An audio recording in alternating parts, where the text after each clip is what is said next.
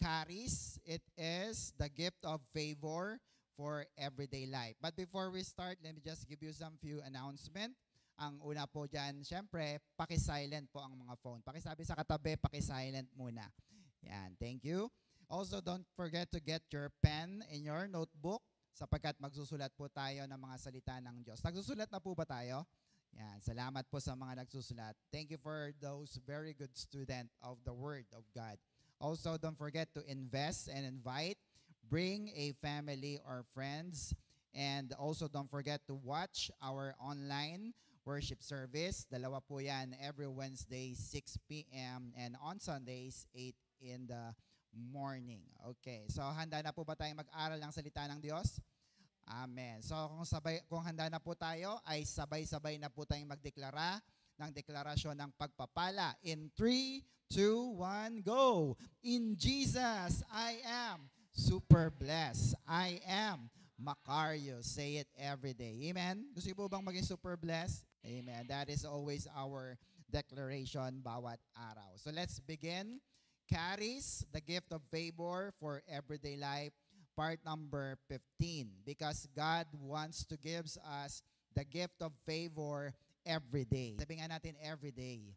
Yan, kasi kinukulang talaga ang tao ng pabor. Tama? Na minsan mas gusto pa natin, Lord, na Lord, damihan mo pang pagpapala sa aming buhay para lalo kaming sumagana at hindi na mahirapan. Amen? So, we need that. We always need charis or the gift of favor. And we're still talking about the new and better covenant. So, silipin ulit natin. What is a covenant? So, tingnan na ulit natin yung definition. Sabi po rito, a covenant is a binding agreement, a contract, a compact, a treaty, a pledge, a deal, or ano pa daw yan? A promise or pangako. So ito po'y ginagawa, sabi ko nga palagi, to end a war or mga di pagkakaayos o kaya ay pag-aaway-away ng dalawang partido. So we make a promise para magkaayos ang gusot sa anumang relasyon. Pero kung ayaw nyo namang maayos, okay lang po na hindi naman mag-usap-usap kasi hindi naman nagkakaroon ng deal or agreement with each other. Pero ang magiging masama nun, lalong lalala ang ating sitwasyon. Bakit? Because you miss the opportunity of this. Ano po yon? You can always, next po, you can always ask ano daw po yon? A favor from a friend. So, syempre, pag friend kayo, may pabor na makukuha tayo sa isa't isa at magiging maayos ang ating relationship. Can you hear amen? Amen. So now let's see a close comparison of the old and new covenant. Sabi po rito, here's the situation. Under the old covenant or the law, even the best fail. Bumabagsak po. Kahit napakaganda ng iyong performance, kahit ang dami mo ng achievement, babagsak pa rin tayo. Amen, mga kapatid? Kasi nga, ito'y batas na hindi kayang sundin na marami. However, under the new covenant or grace, even the worst can be saved. Napakaganda po nito. Sapagkat dito tayo nanggagaling. We are nothing, and because of the grace of God, tayo po ay nagkakaroon ng halaga. Amen po ba? Amen. So let's answer the 1 million question. Once again, ito po yung ating binabagtas. What makes the new covenant a better covenant? So, bakit nga ba mas maigi, mas maganda ang new covenant? Number 1, tapos na tayo dyan, seeing the better picture. Number 2 is offered a better sacrifices. And ito yung tinutuloy natin. Number 3, having a better high priest. So ito po yung pagkakaroon natin ng high priest or punong pari para marinig ng Diyos ang ating mga dasal at ang ating mga handog ay tanggapin ng Diyos. So this will be a deep study on the book of Hebrew. Kaya po mamaya halos mula sa book of Hebrew ang ating makikita. Pero let me just give you some reminder na ito pong pag-aaral na ito medyo technical, malalim, malawak, pero hayaan nyo po ako na ipaliwanag ito para mas maintindihan natin bakit kailangan natin ng high priest para sa ating pananampalataya sa Diyos. Amen po ba? Amen. So, when we talk about high priest, it is always connected with sacrifices. Kasi syempre, yung high priest ang nag-aalay at kung wala siyang iaalay, wala rin siyang gagawin. Tama? So that's the offering or sacrifice that we discussed last time. So let's answer the question. Next po, what is a high priest? No? Ano nga po ba ang punong pari or pinakamataas na pari? Hebrews chapter 5 verse 1, review tayo. Everybody, every high priest is a chosen from his fellow men and appointed to serve God on their behalf to offer sacrifices and offering for sin. So malinaw naman, 'di ba? Sila yung tagapag-alay ng yung mga sacrifice, mga handog mo, yung mga tithes mo and offering para ikakapatawad ng ating mga kasalanan. So, gaano kaimportante ang isang high priest sa ating New Covenant Christian? Simple lamang po, pag walang high priest, hindi maririnig ng Diyos ang pagsamba mo at ang dasal mo. Amen mga kapatid? Kahit na tulo luha ka na dyan, tulo uhog, tulo sipon, paus na paus ka na, hindi po yan makakaabot sa Diyos. Ang iyong pagsamba ay hanggang kisame lang. Bakit? Kasi walang namamagitan sa atin at sa Diyos. Maliwanag po mga kapatid? Kaya sayang ang pag-attend mo. Nag-effort ka pa naman to go here, pero hindi mo na isip na dapat pala may namamagitan sa amin ng Diyos. So sayang lang po. Don't expect an answer because parang tawag po yan, tawag yung call failed, no? Out of coverage area, kaya hindi rin natanggap ang mensahe. Can you hear amen? Amen. Hebrews chapter 5 verse 4, sabi rito, and no one can become a high priest simply because he wants such an honor. So, he has to be called by God for his work just as Aaron was. No? So, dapat tinawag, hindi tinulak. Pinili, hindi pinilit. Amen mga kapatid? At dahil ang Diyos ang tutawag sa atin sa paglilingkod na ito, siya rin na magtuturo ng mga dapat nating gawin sa loob at labas ng iglesia. Amen po. So technically, ang mga high priest, sila yung nakakaalam ng do's and don'ts pagdating sa pagsamba, pag-aalay, at pagdalo sa mga gawain. Kaya napakahalaga na meron tayo. And last time I show you there are two divisions of priesthood in the Bible. So dalawa po ito. Mahalaga rin. Number 1, the Aaron priesthood or the Aaron priesthood. Ito po yung pinakauna sa lahat sapagkat si Aaron po ang una na naging high priest. Kapatid po siya ni Moses, remember? And siya po ay pinanggalingan ng mga Levita or Levites, those people who work inside the temple. So it is a bloodline of Levitical priests. So obviously, hindi naman tayo Hudyo. Ito po ay para sa mga Hudyo, kila Aaron, Moses, kaya hindi para sa atin ito. Amen mga kapatid? So kung hindi para sa atin to, kawawa tayo kasi wala tayong high priest. Buti na lang dumating si Melchizedek. Sabi nga natin, Melchizedek. Yeah, this is our priesthood, si Melchizedek priesthood, because he's the first priest named in the entire Bible at ito po ay para sa mga New Covenant Christian, kagaya po natin. Maliwanag po yun mga kapatid? Amen. Buti na lang, nagkaroon ng representative tayo sa Diyos. That is Melchizedek. Read next po, sabi dyan, God knows that the priesthood of Aaron was not sufficient. Hindi po sapat. So he gave a high priest of a different line. He is, Jesus in the line of Melchizedek or the Melchizedek priesthood. No? So si Jesus galing kay Melchizedek. Wow, ang ganda nun. Si Melchizedek ang ating punong pari at si Jesus ay galing doon. So ibig sabihin ay meron na tayong tagapamagitan sa Diyos at sa ating mga dasal. Can you hear amen? So are you happy with that? Yes, thank you, Jesus. That is why Jesus is our mediator. 1 Timothy chapter 2, verse 5. Tandaan niyo po itong verse na to. Pag nagpe-pray kayo, gamitin ninyo, Lord, ikaw ang tagapamagitan namin. So sabi diyan, for there is only one God and one mediator who can reconcile God and tayo, people. He is the man, Christ Jesus. Amen mga kapatid?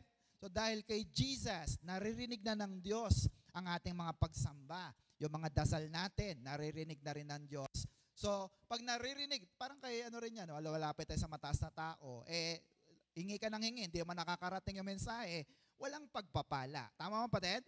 Pero dahil naririnig lang ng Diyos, kailangan daw ni Pastor Gani ng ano, o kailangan daw ni Sister Pen ng ganito, Lord, di ba? So, you can claim the blessings kasi nga naririnig na ng Diyos ang ating mga dasal. Yun na, kapatid? After all, sabi nga ng 2 Corinthians 1:20, wala dyan, all the promises of God are yes, Lord, in Jesus. Amen na, kapatid? So, palapakan po natin ang ating Diyos na buhay. So, hindi sapat, pero nagbigay ng katugunan, and that is Jesus. So, let's look first at who is Melchizedek. So, silipin lang natin ng mabilis kasi baka lumabas sa mga exam ninyo. Alright? So, he's first mentioned in Genesis 14. Baka matisod nyo yung verse chapter na yan at mabasa nyo siya. He is the king and the priest. First priest po siya. At siya rin po ay nag-offer ng bread and wine kay Abraham. It is a symbolic na tinanggap ni Melchizedek yung tithe ni Abraham. Kaya naman, nagbigay din siya ng blessing. Ano yon? Bread and wine. The symbolic gesture of blessing na nagpapatunay siya nga ay namamagitan kay Abraham at sa Diyos. Also, according to Matthew Henry, a Bible scholar, he is a real person. No? So, si Melchizedek pala, hindi siya anghel, hindi siya anak ng Diyos, siya ay tunay na tao. No? Is a real person. Amen. Bagaman siya ay isang tao, siya po ay mataas na uri ng tao. Bakit? Kasi sumamba sa kanya si Abraham at nagbigay ng ikapo. Maliwanag po yung mga kapatid? Amen. So, last time we also discussed, next po, the superiority of Melchizedek. His priesthood is more superior and more greater than Aaron's priesthood. So, ibig sabihin lang, mas mataas si Melchizedek kaysa sa sino mang pari na nakasulat sa Biblia. Maliwanag po ba mga kapatid? So, buti na lamang. And here's the good news. Yan, sinasabi ko kanina pa. Next, Jesus is a high priest in the line of Melchizedek. Buti na lang, no? Siya ay nasa linya ni Melchizedek. Amen po mga kapatid? So, kung si Melchizedek ay mataas, so ibig sabihin, galing ka doon sa mataas na lahi, kaya mataas na rin, making Jesus more superior. Can you hear amen? Amen po ba? So, kung mataas yung backer mo, malakas yung backer mo, ibig sabihin, anumang dasal mo, anumang panalangin mo, tiyak na makakarating sa Diyos na buhay. Can you hear amen? Amen. And that is Jesus. Hebrews 5:10, sabi rito, for a proof of our claim, and God designed him, sino yan? Jesus, to be a high priest, hindi lang basta priest, high priest in the line of Melchizedek. Amen po. And also, naihula na rin ito sa Psalms 110 verse 4. Sabi diyan, the Lord has taken an oath. Pag sinabing oath, sinabi ko na, di ba? Pag promise, sinabi ko lang sa'yo, pero wala naman nakakaalam o nakakita. Pero pag oath, merong witness. It's either mas mataas sa'yo, sa pangalan ng nanay ko, papautangin kita. Diba? So may nakakarinig sa pangalan ng nanay mo. Pero this time, ito ay sa pangalan ng Diyos. Yun na, kapatid?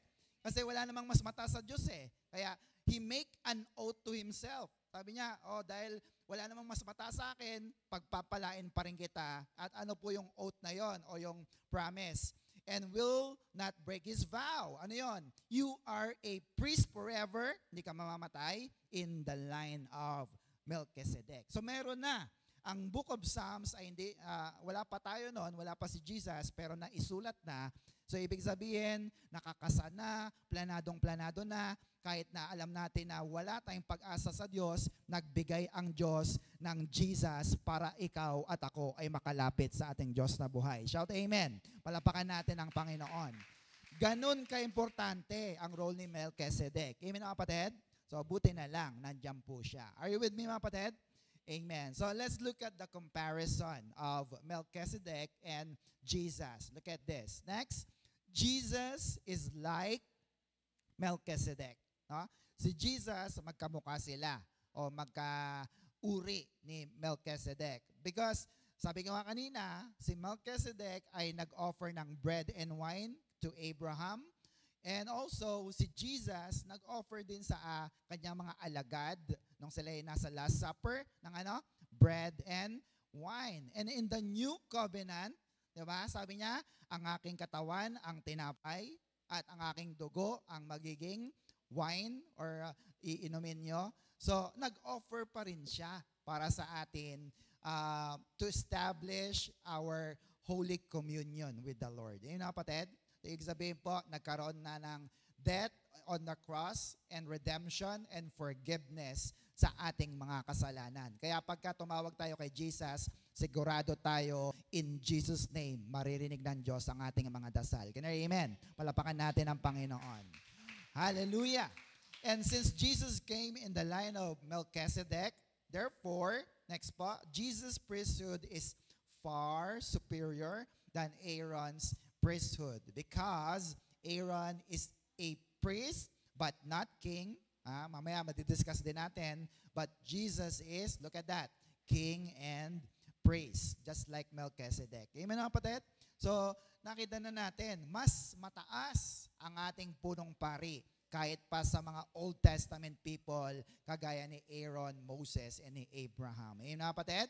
So, ibig sabihin pala, kung yung mga Hudyo na hindi naniniwala kay Jesus, kinikilala nila si Abraham, diba? Amang Abraham, si Moses, sila David, sila Jacob, and Isaac, how much more dapat kilalanin nila, mas igalang nila si Jesus kasi sabi ng Bible, He is the great high priest at siya ang high priest natin. Ganun, amen?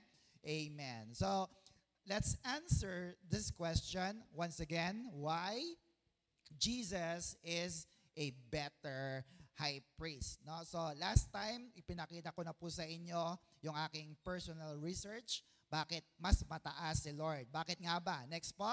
Because the supremacy of God's Son, Jesus Christ, is better. And Jesus is better. So, hindi ko na po siya didiscuss kasi na-discuss ko na siya. Pakibalikan nyo na lamang po sa ating Facebook page, Our Christ is Wonderful Pampanga, and YouTube channel naman po. Ano yon? The Master Teacher BS. So, thank you so much for sharing and subscribing to that, mga kapatid. Hallelujah. So, pag binalikan natin yung ibang mga pointers in chapter 3 of the supremacy of Jesus, next po, sabi dyan, Jesus is greater than Moses. Amen na kapatid? Sino ba si Moses? Napakadakila niyan. Sikat na sikat yan sa Israel.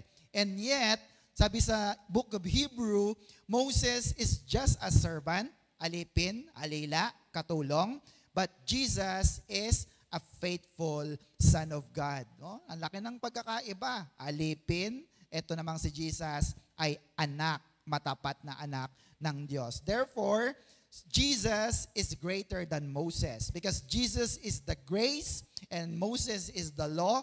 So, grace is greater than the law. Amen mga kapatid? Mas mataas ang biyaya kaysa sa batas na pinapairal ng sinumang tao sa mundong ito. Amen po ba?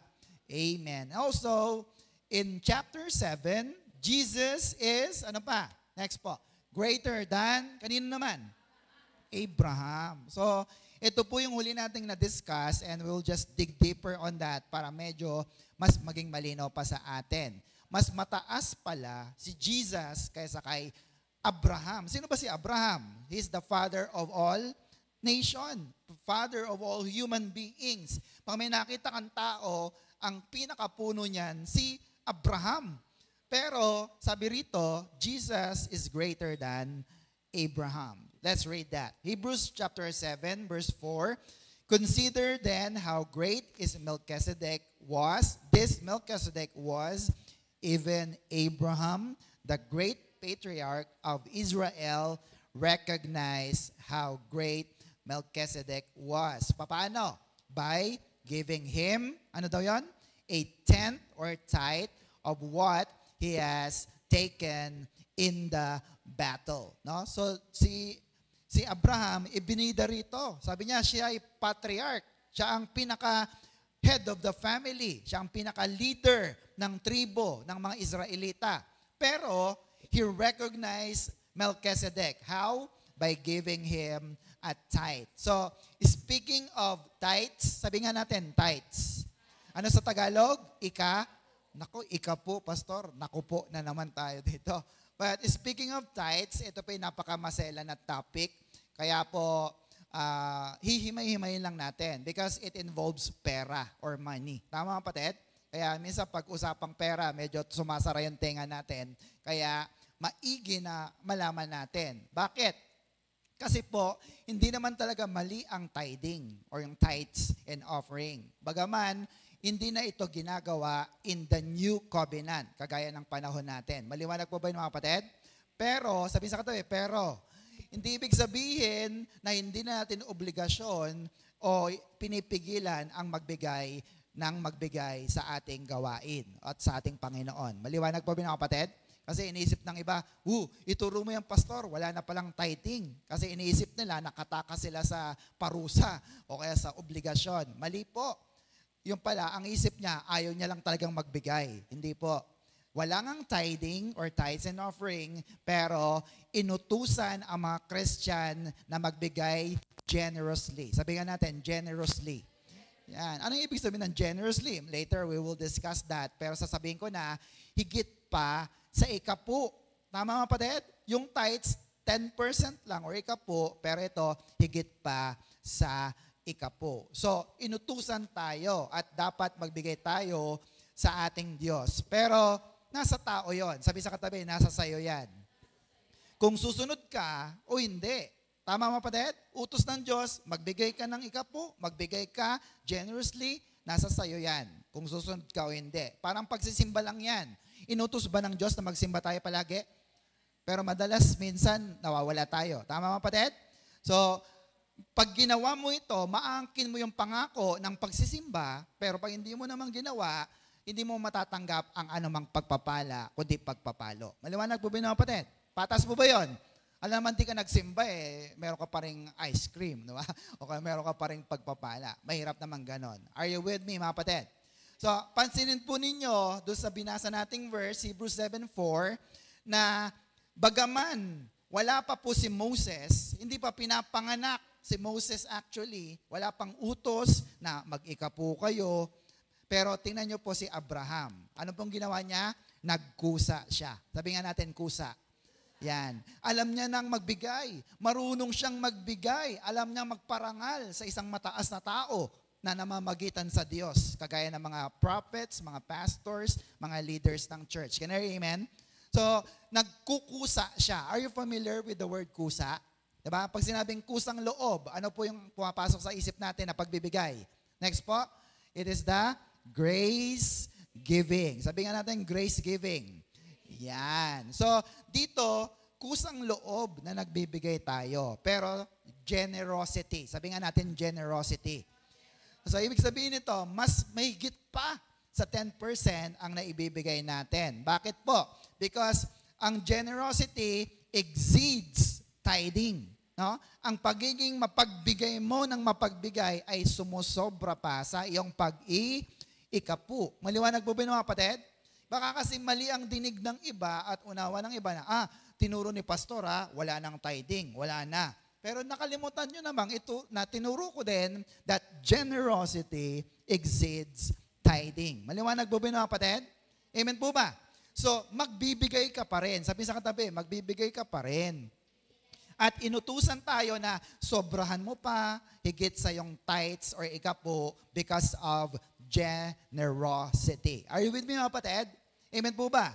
So ano nga po ba ulit ang generosity? Let's look at the definition from the dictionary. So generosity, it means, everybody, freely giving more of something that is necessary or expected. So sa Tagalog, mas marami pa na ibibigay mo sa inaasahan. Maliwanag po?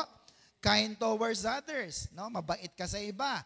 Larger, number 2, or more plentiful than the usual. No? Sabi nga natin, usual.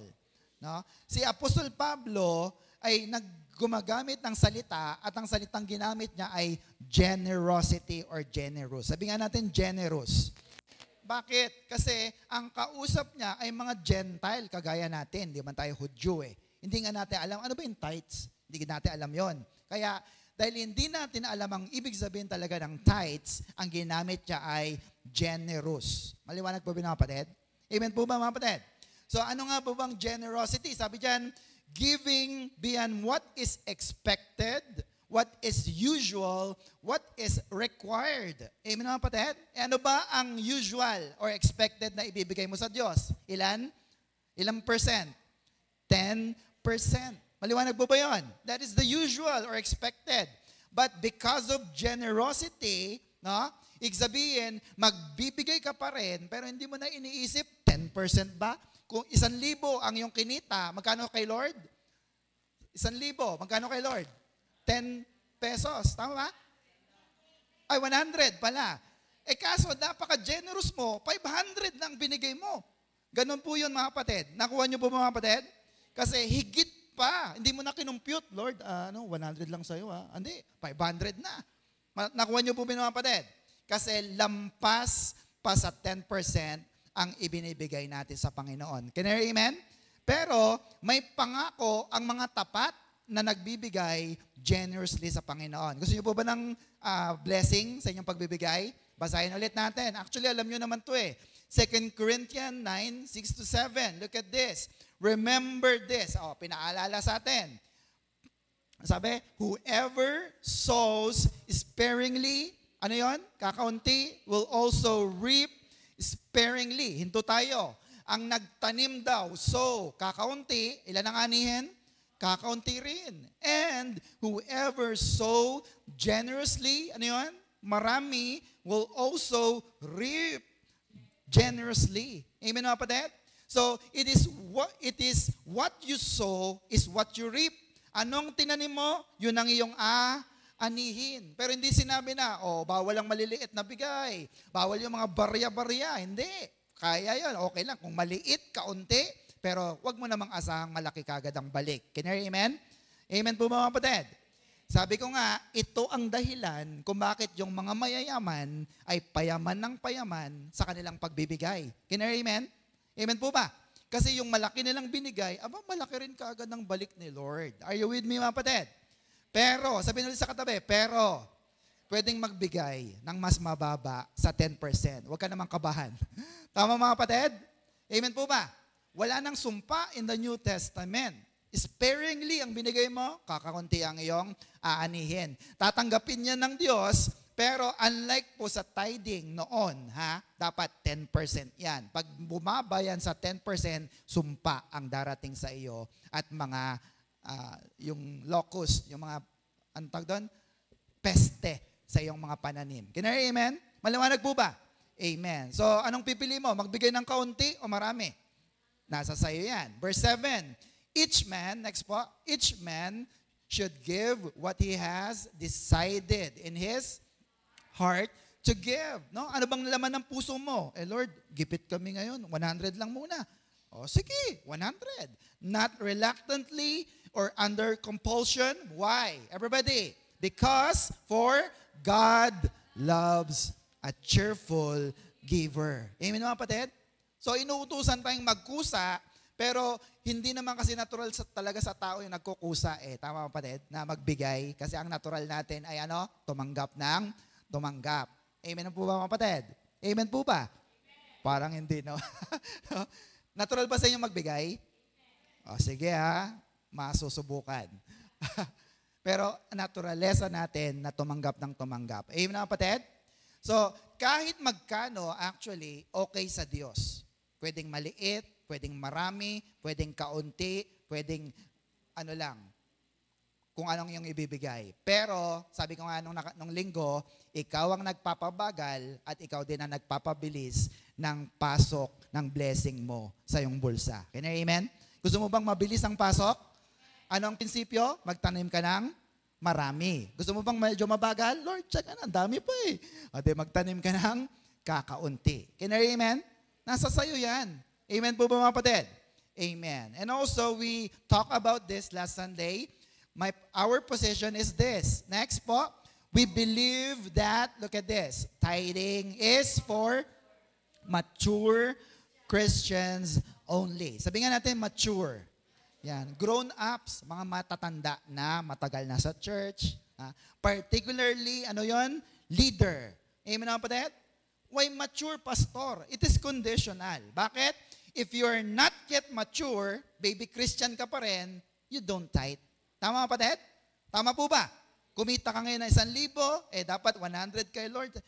Lord, pang-ice cream ko na to eh. Baby. Kasi iniisip niya yung kanyang pang-ice cream. Are you with me mga kapatid? Amen po ba? Amen. And also, because you are mature, you are a leader. Taas nga po kami ng mga leader ulit. Yan. You know to yourself, kayo ay leader. Amen mga kapatid? Nagtatights po ba kayo? Amen. Kailan ang huli? Nung 19. Okay, no? But we don't force anyone. Hindi yun sa pilitan. Sabi ni pastor, pang nag-iba ng turo ni pastor, mag-iikapo na daw dapat. Hindi po. Dati ko pa tinuturo na pwedeng mag-ikapo, pero tinuturuan ko lang kayo na mahalin nyo muna ang Diyos. Para pag mahal na mahal nyo ang Diyos, kayo na mismo ang magkukusa na magbigay sa Kanya, higit pa sa Kanyang inaasahan. Shout amen. Palapakan natin ang Diyos na buhay. Are you with me mga kapatid? Amen.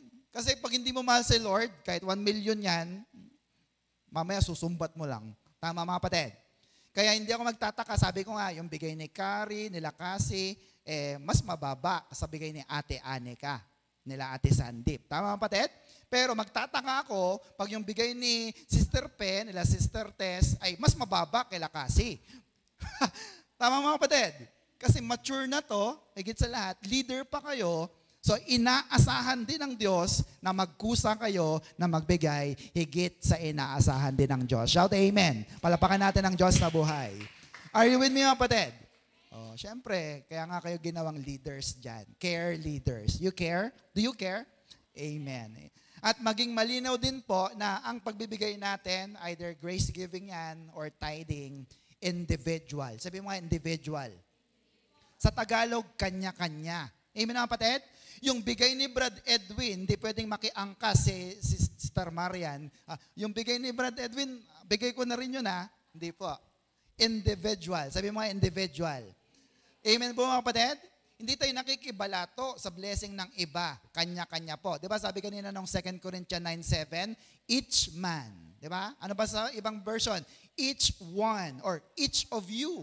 Bawat isa sa inyo. Hindi sabing, lahat na kayo. Hindi po, di ba? Maliwanag po mga kapatid. So, if you don't give, hindi ka nagbigay, you don't get all your blessing. Tama mga kapatid? Sino sa inyo nakalimot, hindi ako nakapag-tithes, Lord pero pinagpapala ka pa rin ba ng Diyos? Ginising ka niya, tama?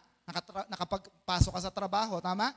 But you don't get all the blessing. Amen mga kapatid? May pagpapala, yes, pero hindi lahat ay makukuha mo. Ano yon? Guaranteed protection mo and you'll never get enough. Diba? And Lord, kakasahod ko lang? Wala na naman. Ikaw yun. Ikaw kasi ang nagkaroon ng problema. Are you with me mga kapatid? Bakit yung anak ko nagkakasakit? Hindi rin yun dahil hindi ka nag-ikapo Hindi mo lang nakuha talaga ang full blessing na dapat ay para sa iyo. Can I hear amen? Amen po ba? Why? Because mature Christians has growing faith in God. Tama mga kapatid? Habang kayo ba'y tumatagal, 9 na taon na tayo, tumataas bang pananampalataya nyo? Palakpakan nga natin ang Diyos. Sino sa inyo, pag may sakit, takbo ka agad sa ospital? Hindi, no? Lord, sabi mo sa iyong dugo, ako'y magaling na. Gumaling. Tumataas ang kanyang pananampalataya. Lord, bigyan mo nga palapakan natin ng Diyos. Lord, bigyan mo nga ako ng 1,000. Kasi yung anak ko walang pamasahe. Naabutan ng 1,000. Nung sumunod na mga buwan naman, Lord, 10,000 naman. Kasi tumataas ng iyong pananampalataya. Can you amen? So malinaw si Abraham in Melchizedek's priesthood, Nagbigay siya by faith. Amen, kapatid? Hindi niya kilala si Melchizedek, hindi niya ito kaano-ano, hindi lahi ng tribo ng Israel, pero nagtitiwala siya na pag binigay niya yung kanyang ikapo kay Melchizedek, ibabalik ng Diyos, dodoblehin ng Diyos, titriplihin ng Diyos, at lalong pagpapalain ng Diyos ang buhay ni Abraham. Bakit? Alam niya na yung binibigyan niya mayaman, makapangyarihan, at walang sawa sa pagmamahal sa ating Diyos na buhay. Shout amen. Palapakan natin ang ating Diyos na buhay. Can I hear amen? Amen po. Kaya huwag ka magdadalawang isip. Kasi pag nagdalawang isip ka, nagdududa ka na sa kayang gawin ng Diyos sa iyong buhay. Can I hear amen? Amen po ba? Nasubukan nyo na po bang mag-tithes? Nagduda ba kayo? Wag. Amen mga kapatid? Still, Abraham pays respect to Melchizedek sapagkat alam niya ibabalik ng Diyos sa ano man ang kanyang ibinigay. Can I hear amen? And after all, wala naman si Abraham noon eh. Diba? Wala naman siyang pagpapala, wala pa siyang mga anak. Pero dahil pinagpala na siya ng Diyos, nagbabalik lang siya ng pagpapala sa lahat ng ginawa ng Diyos sa kanya. Shout amen. Palapakan natin ang Diyos. Hebrews 7:6, look at this. But Melchizedek, who was not a descendant of Levi, collected a tenth from Abram. And Melchizedek, in return, placed a blessing upon Abraham, the one who had already received the promises of God. Naalala ko lang hanggang ngayon. Ito pala yung sinasabi sa John 1:16. One blessing after another. Dahil sa grace. Si Abraham, pinagpala na siya rito sa Genesis 12. Sabi ng Diyos, magiging ama ka ng lahat ng bansa. Ang lahat ay uutang sa iyo, hindi ikaw ang uutang, ikaw magpapahiram. Ang lahat na magpapala sa iyo, pagpapalain. Ang lahat ng susumpa, aaway sa iyo, aawayin ko rin. Sabi ng Diyos. Can you hear amen? Yun na yung pangako. And yet, natuto siyang mag-ikapo, kaya binless pa siya ulit, one blessing after another. Can you hear amen? Charis yun. Pabor or favor ng Diyos na buhay. Can you hear amen? So, ibig sabihin, pag hindi ka nagbibigay sa Diyos, ikaw ang pumipigil, nagpapabagal sa pagpapala na dapat ay para sa iyo. Can you hear amen? Palapakan natin ang Diyos na buhay. Hallelujah. Sabi ng iba, Pastor, medyo nalilito ko ha. Sabi mo kanina, in the new covenant, wala nang tithing. Tama? Maliwanag po ba yon? Bakit parang meron pa ulit? Tama? Tama po ba? So let's look at this once again. I put some pointers on this. There are two types of old covenant tithing. So ito yung lumang kasunduan. Ano yung una? Obligatory 10% only. Ibig sabihin, ito po ay yung utos ni Moses. Ipinasa niya kay Aaron sa mga Libita. Ano yon? Obligatory, mandatory, compulsory, required. Huwag kang pupunta sa church pag wala kang dalang 10% or tithes. Maliwanag ba, kapatid? Amen po ba? Or, pag wala kang dala, anong sabi doon? Sumpa ang darating sa iyo at sa iyong pamilya. Amen? Maliwanag po ba yon? Obviously, hindi ito yung tithing natin. Maliwanag po. Maliwanag po ba? Amen. Ano yung number 2? Voluntary, 10% only. Yung una, obligatory. Ito naman, voluntary, 10% pa rin. Walang dagdag. Walang labis, walang kulang. In the line based on Melchizedek's priesthood. Sapat si Abraham ay nagbigay kay Melchizedek, wala pa man ang utos kay Aaron at Moses. Maliwanag po ba yan? So dito, walang sumpa.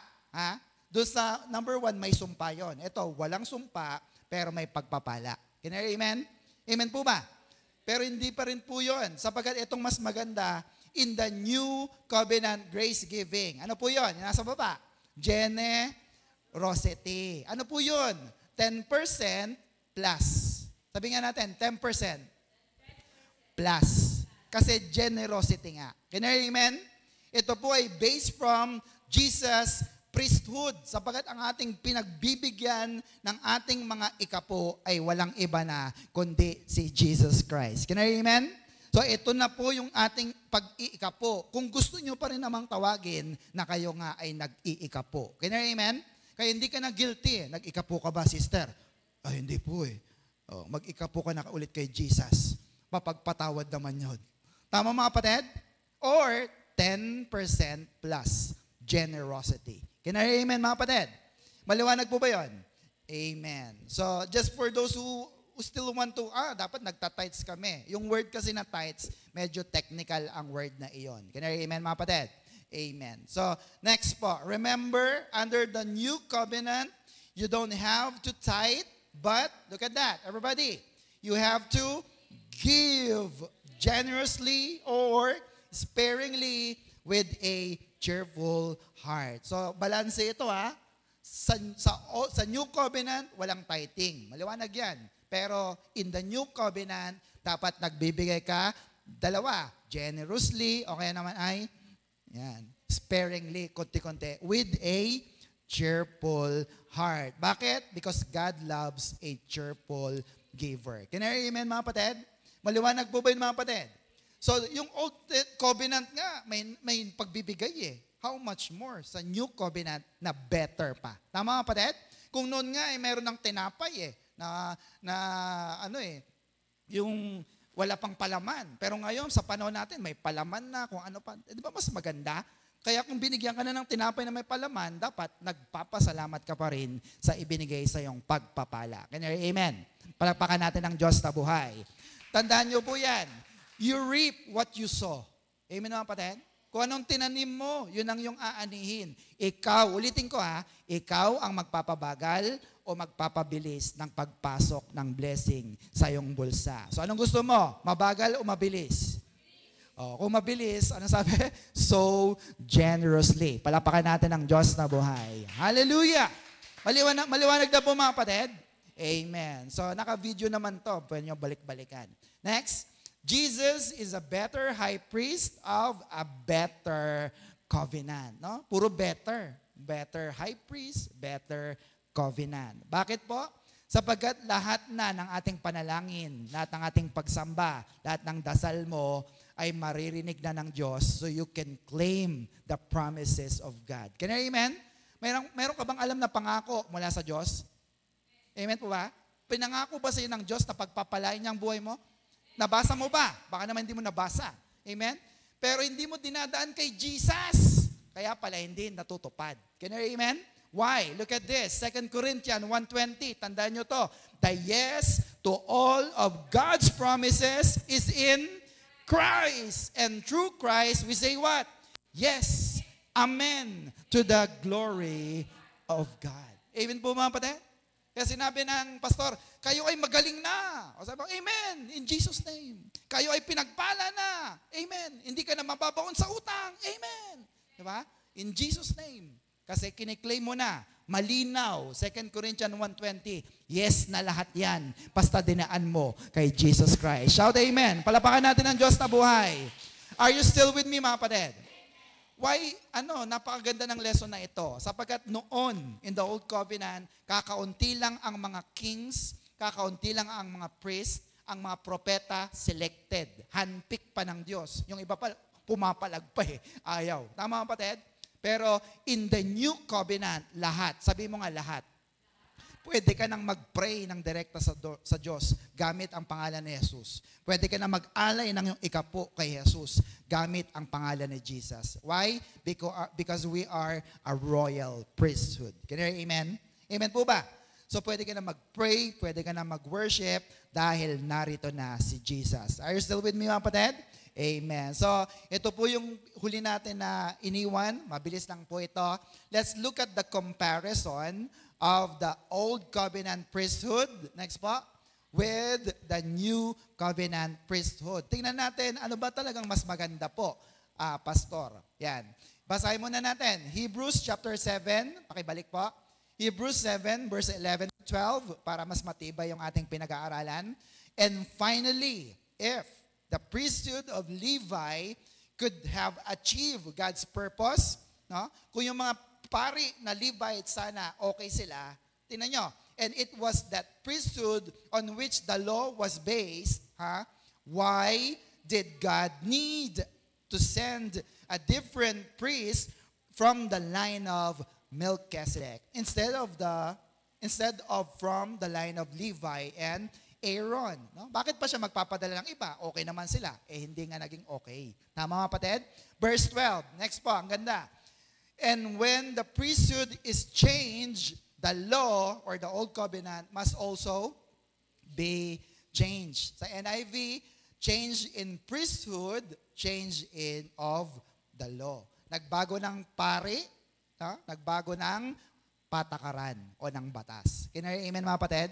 Amen po ba? So let's look at this. Mabilis lamang po ito. Next, look at the chart. Old covenant high priest in the order of Aaron. Ito po yung sa inyong kaliwa. At sa kanan naman, new covenant high priest in the order of Melchizedek. Sino yun? Jesus Christ. Alin yung sa atin? Para alam ko lang, yung dito o yung dito? Kaliwa o kanan? Kanan. Kay Jesus Christ. Maliwanag po ba? So silipin natin. Next, pakipindot po. Una, old order priesthood based on law. Nakakasunod ba tayo sa batas? Sinabi ni pastor, walang a-absent ng Wednesday. Nasaan ang iba? Amen na kapatid?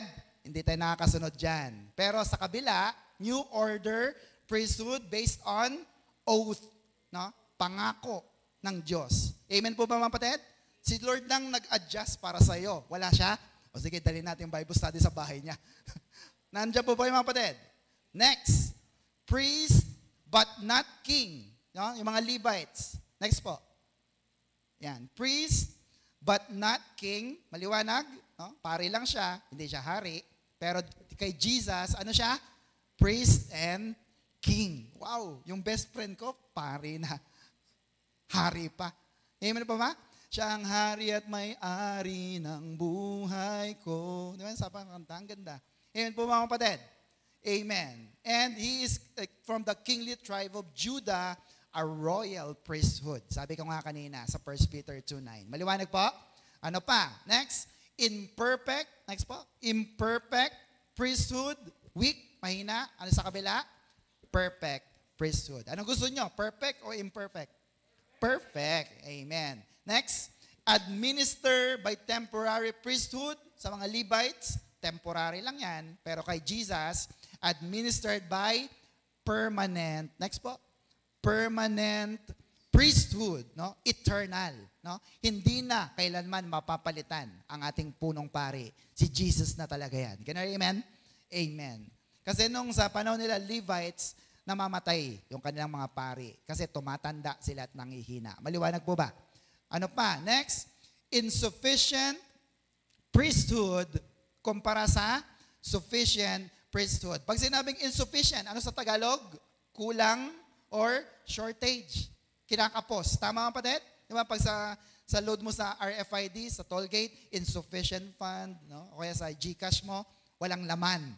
Kinakapos. Pero in Jesus, it is sufficient priesthood. Hindi na magkukulang. Next po, earthly priesthood or human, mortal. No? Sila'y namamatay. Pero kay Jesus, ano po yon? Heavenly priesthood, ano yon? Immortal. Hindi po namamatay. Can I hear amen? So mas maganda po ba kay Jesus? Amen. Ano pa? Next, sinful priest, no? Makasalanan. Pero kay Jesus, sinless priest. So anong kahalagahan nun? Yung kasing mga Israelita, mga Levita, maglilinis yan mula ulo hanggang paa, mga kuko, damit nila dapat malinis bago papasok sa templo. Kasi dapat malinis. Pero itong si Jesus, nandun mismo sa tabi, sa kanan ng Diyos, napakalinis, walang kasalanan. Si Pastor Gani, kailangan Lord, take note. Andiyan po yung kapatid. Kasi malapit na malapit siya sa ating Ama. Can you hear amen? Amen. Next, sacrifices must be repeated. Wow! Nagbigay na ako kanina. Magbibigay ulit. No? Ito, kay Jesus naman, sacrifices was done once for all time. No? Isang alay na lang para mapatawad ang lahat ng ating mga kasalanan. Can you amen? Are you happy with that? Amen. And finally, ito po yan. Under the condemnation of the law, sa mga Levites, ano yon? Death sentence. No? Sila ay hinahatulang mamatay. Pag pumasok sila doon sa tabernakulo na makasalanan, patay kagad yan. O kaya sila ay nagkamali, sila ay pwedeng batuhin hanggang mamatay. Pero kay Jesus, ano po yon? He fulfilled the requirement of the law. Ano yon? He broke the power of death. Kaya pag si Jesus ay nasa iyo, wala na sa atin ang salitang kamatayan. Can I amen? Amen po ba? Kasi hindi na tayo mamamatay sapagkat binigyan tayo ng buhay na walang hanggan. Pumalakpak nga po yung mga may buhay na walang hanggan dyan. Amen po mga kapatid? Ayan. Finally pala, ito na po pala yung huli. Imperfect mediator. Na yung sa 1 Timothy 2:5 kanina, si Jesus naman ay perfect mediator. Anong nagagawa ng imperfect mediator? Number 1, cannot reconcile man to God. Hindi mapagkasundo, laging galit ang Diyos sa'yo. No? Bakit? Kasi imperfect yung iyong tagapamagitan. Ano pa? Cannot represent man to God. Oh Lord, hindi niya mailapit yung iyong pangangailangan. 3, cannot remove the sin barrier. Lagi kang may kasalanan. Dapat taon-taon, pumilya ka ngayong taon, galit na naman sa iyo ng Diyos. Number 4, cannot bring man to perfection. Kaya kung ang iyong mediator ay imperfect, hindi ka pupunta sa langit. Can I hear amen? Amen po ba? Kasi hindi ka perfect. Saan po ba tayo perfect? In our spirit, soul, or body? In our born-again spirit. Kaya nga ang tao pag namatay, babalik yan sa Diyos. Pupunta ka sa langit. Kasi because of your perfect born-again spirit. Can I hear amen? So yung perfect mediator natin, tingnan nyo can reconcile man to God. Bati na tayo sa Diyos. Can represent man to God. Anong prayer mo? O sige, makakarating. Consider it done. No? Gawa na yan. Can remove the sin barrier. Kahit hindi ka mag-alay ng kalapate. Ako nang nag-alay ng dugo ko. Okay na. Amen mga kapatid? Can bring man to perfection. Kaya pumalakpak nga po ang lahat ng pupunta sa langit. Bakit kayo pupunta sa langit? Dahil kay Jesus. Sabihin natin, Jesus! Palapakan natin ng Diyos na buhay. So, dahil kay Jesus, meron kang answered prayers, pleasant, acceptable worship, hindi lang hanggang kisame ang iyong pagsamba, and all your sins are forgiven. Kaya puro pagpapala ang tatanggapin natin because of Jesus. Shout amen. May natutunan po ba kayo? Salamat kay Melchizedek. Amen mga kapatid? So what's our Macarius challenge, everybody? In Christ, next po. In Christ, life is better. Palapakan natin ang Diyos na buhay. Hallelujah. So to be continued po sa pang-apat, may dalawa pa kasi, dalawa yan, establish better promises at yung isa pa po. So better blessing, kaya wag po kayong mawawala. May natutunan po ba kayo? Sige, tayo po tayong lahat, tayo manalangin for our prayer for this gathering. Panginoon, salamat po sapagkat napakabuti mo sa amin. Thank you because you have provided Jesus in the line of our high priest Melchizedek. Panginoon, salamat po kasi kung aasa kami sa mga punong pari na namamagitan sa amin ng mga tao, wala kaming pag-asang makalapit sa iyo. Pero thank you for giving us Jesus. He is the perfect mediator. He is the perfect high priest. And He lives forever, Panginoon. Kaya Lord, salamat po sapagkat ano man ang aming dasal, ano man ang aming pagsamba, nakakaabot dyan sa trono mo because of Jesus. Thank you, Jesus. Thank you, Jesus. Sapagkat inako mo, Panginoon, ang aming mga kasalanan. Imbis na kami ang mamatay sa krus ng Kalbaryo, ikaw ang namatay. Alang-alang sa ikapapatawad ng lahat ng aming mga kasalanan. Kaya Lord, bilang ganti, since you have given us a better covenant, we will give you a better service, a better commitment of our ministry, and a better giving na alam namin, Lord, hihigitan pa namin ang inaasahan mo because of our generosity of our heart.